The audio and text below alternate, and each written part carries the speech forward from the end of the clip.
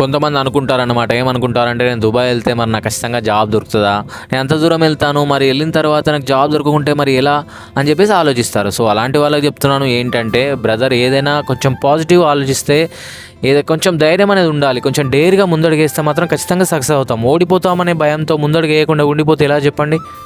ప్రయత్నిద్దాం. ప్రయత్నించిన తర్వాత కూడా రాకపోతే అప్పుడు ఆలోచించాలి. కానీ ఫస్టే నేను ఏం ప్రయత్నించకుండా నేను ఎలానో ఏంటో అని చెప్పేసి అలానే ఉండిపోతే ఎందులో కూడా సక్సెస్ అవ్వలేం. సో ఎందుకు చెప్తున్నానంటే, నేను చూసినంత వరకు అయితే చాలామందికి జాబ్స్ వచ్చాయి.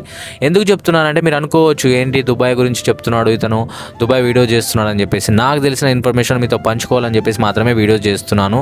సో ఏంటంటే, కొంతమందికి అనుకుంటూ ఉంటారు ఇండియాలో ఉన్న వాళ్ళు దుబాయ్ ఎలా ఉంటుంది ఏంటి అని చెప్పేసి. సో అలాంటి వాళ్ళ కోసం మాత్రమే వీడియోస్ అనేవి చేస్తున్నాను. మీకు ఎలాంటి డౌట్స్ ఉన్నా చెప్పండి, నేను క్లారిఫై అనేది చేస్తాను.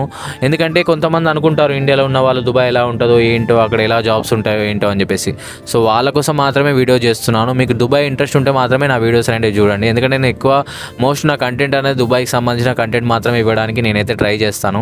ఎందుకంటే ఈ ఛానల్ పెట్టింది దేనికోసం అంటే, ఎవరైతే ఇండియాలో ఉంటూ ఎవరైతే దుబాయ్ గురించి ఆలోచిస్తారో సో వాళ్ళకి మాత్రమే తెలియాలి, ఇక్కడ విషయాలు ఏంటి అనేది తెలియాలని చెప్పేసి, నా జర్నీ కూడా మీతో పంచుకోవాలని చెప్పేసి వీడియోస్ అనేది చేస్తున్నాను.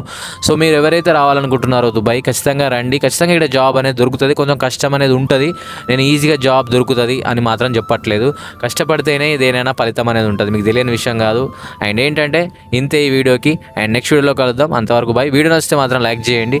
అండ్ నా జర్నీని మీకు నచ్చితే నా ఛానల్ని సబ్స్క్రైబ్ కూడా చేసుకోండి. సబ్స్క్రైబ్ చేసుకుంటే మాత్రం ఇంకా చాలా హ్యాపీ అనమాట. And thank you so much.